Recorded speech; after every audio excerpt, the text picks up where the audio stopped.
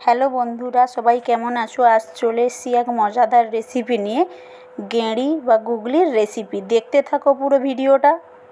তো কড়াই তেতে গেছে, কড়াইতে দিয়ে দিলাম সর্ষের তেল। তেল গরম হয়ে গেছে, দিয়ে দেব লবণ ও হলুদ, দিয়ে ছাড়িয়ে রাখা গেঁড়িটা দিয়ে দেব। আমি এখানে কাঁচা গেঁড়ি ছাড়িয়েছি, আপনারা চাইলে সেদ্ধ করে দিতে পারেন। তো এবার এটাকে ভালো করে নাড়াচাড়া করে ভেজে নেব, যাতে এর আঁশটে গন্ধটা চলে যায়।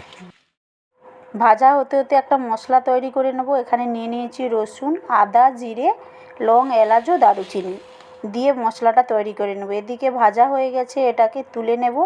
তুলে ওই কড়াইতে দিয়ে দেবো সর্ষের তেল এবং চিনি দিয়ে দেব। চিনিটা ফুটে উঠলে দিয়ে দেব কুচিয়ে রাখা পেঁয়াজ, দিয়ে পেঁয়াজটাকে ভালো করে লাল লাল করে ভেজে নেব। লাল লাল করে ভেজে নিয়েছি, দিয়ে দেব কুচিয়ে রাখা টমেটো, দিয়ে ভালো করে পেঁয়াজের সঙ্গে মিশিয়ে ভেজে নেব যতক্ষণ না এটা গলে যাচ্ছে। তো ভাজা হয়ে গেছে, দিয়ে দেব বেটে রাখা মশলাটা, ভেজে নেব এবং দিয়ে দেব লঙ্কা এবং হলুদ। আমি এখানে ঝাল লঙ্কা দিয়েছি, আপনারা চাইলে রঙের জন্য কাশ্মীরি লঙ্কা দিতে পারেন। দিয়ে সমস্ত কষানো হয়ে গেছে, ওইতে জল দিয়ে, বান্না জল দিয়ে সমস্তটা ভালো করে কষে নেব তেল ছাড়া পর্যন্ত। তেল ছেড়ে গেছে, দিয়ে দেব লবণ হলুদ দিয়ে আলুটা সেদ্ধ করে নিয়েছিলাম, দিয়ে সমস্তটা ভালো করে কষিয়ে নেব। আমি এখানে সেদ্ধ আলু ব্যবহার করেছি, আপনারা চাইলে ভেজে নিতে পারেন।